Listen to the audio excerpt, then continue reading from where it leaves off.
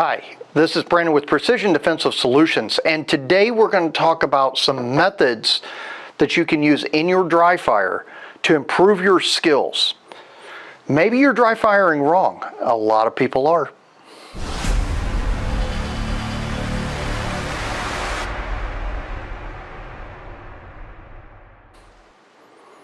Okay, so you hear all the time, dry fire. Dry fire will improve your skills.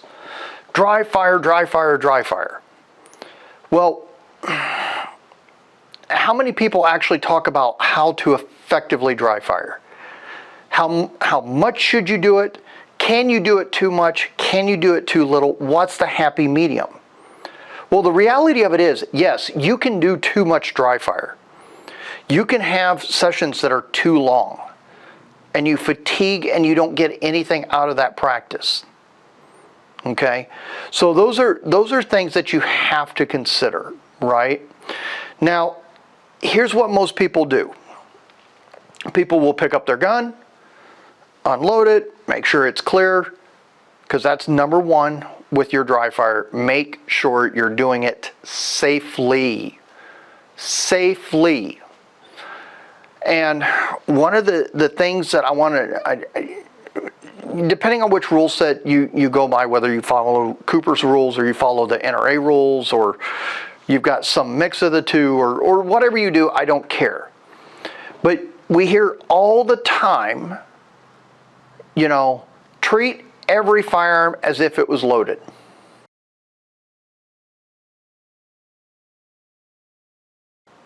I want you to think about that. If you treat every firearm as it was loaded, as if it was loaded, you would never dry fire. Ever.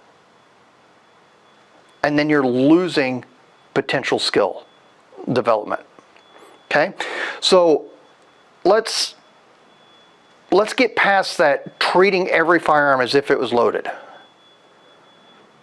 Treat every firearm as if it was loaded until you have 100% confirmed that it is not. When you dry fire, make sure there is no ammunition in the room or you have locked it away. Your TV is not your dry fire target. Okay? So stop picking up your gun and, oh, I'm watching TV and I'm pressing the trigger and using people on the TV screen. That's not dry fire. That's just pressing the trigger. Now, you can pick up a tool like this Grip Keeper. I would recommend, honestly, the Mantis Titan X. That would be ideal for dry fire. You've got the software options, you've got the Laser Academy options, you've got the magazine changes that you can do, optics ready. It is absolutely the right answer when it comes to dry fire. Okay? Unless you're going to use your actual gun. But if you can use a Titan X, you're going to get multiple shots. You're going to get all these different skills, right? So, but today we're going to look at the using the Grip Keeper because that's what I have. Now, a lot of times people will start out with their dry fire, especially if they're just starting with an optic, and they want to learn how to find their reticle. Okay, so we'll see people go out. Oh, there's no dot. Oh, oh, there it is. People can't find their dot because of technique issues. So go learn how to present your gun well, and you'll find your dot better. And then you need to practice it. And I mean, you need to practice it. So without even pressing the trigger, if I look at this piece of plastic, and I got this optic on here, and this is a small windowed optic, I'm sorry. So this, by the way, this is a Gideon optic. Thank you for Gideon for sending this out. But if we're looking at this, there's my dot. There's my dot. There's my dot. There's my dot. There's my dot. And I'm not pushing fast, right? I'm not moving my head. I'm bringing the gun to my eye and I'm finding my dot every time. right? Every time. And that's great. That's the idea, right? You want to find it quickly, consistently, so that where you're looking, your hands go and you find your dot automatically, right? Every time. Great. Now we've gotten the sighting down. So how do we now start to work our dry fire so that we improve not disturbing our sights when we press the trigger? Well, focus on the grip. Present the gun, whether iron sights, dot, I don't care. Make sure your grip is as if you were actually shooting, because that's how you're going to get consistent with your presentation. Okay? Get your grip, feel it. Feel the connection to the gun. Is your dot moving? Is your sights moving as you're presenting? Maybe a little bit, but not a lot, right? So find it, find it, find it, and is it staying fairly still? Now you will likely recognize more movement in an optic than you will your iron sights. It's still moving the same. Okay, so it's not the optic making you move. It literally is the same. Once you've got your grip down, start working the trigger press. Okay, sights on target, press, press, press, press, press. Sights on target, press, press, press, press, press, press. Sights on target, press, press, press, press, press.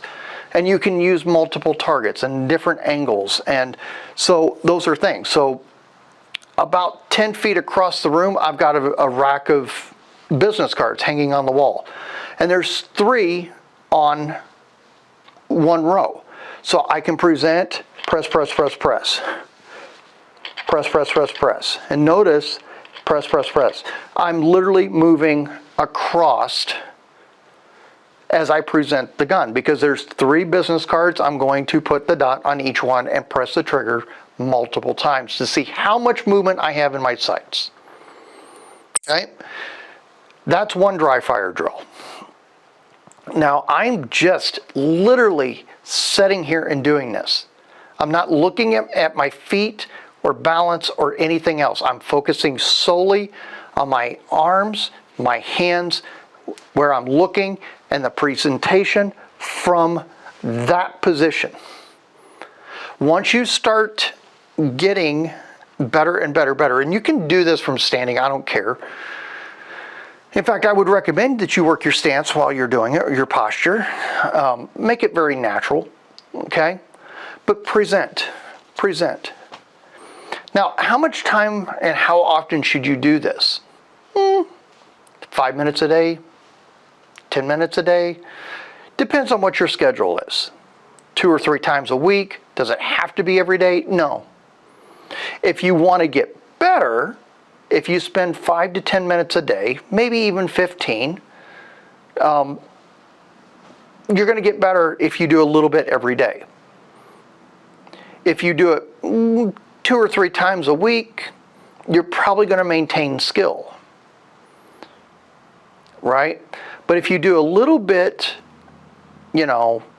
every day of something, you're probably going to improve your skill. Now, let's say your normal dry fire practice is, let's say you've allotted 15 minutes for it. And you wake up one morning and you're like, man, my head hurts. I don't feel good. I got a lot of work to do today. The kids have games this afternoon. I have so much on my plate. I just can't do my dry fire today. Find something you can do for 2 minutes.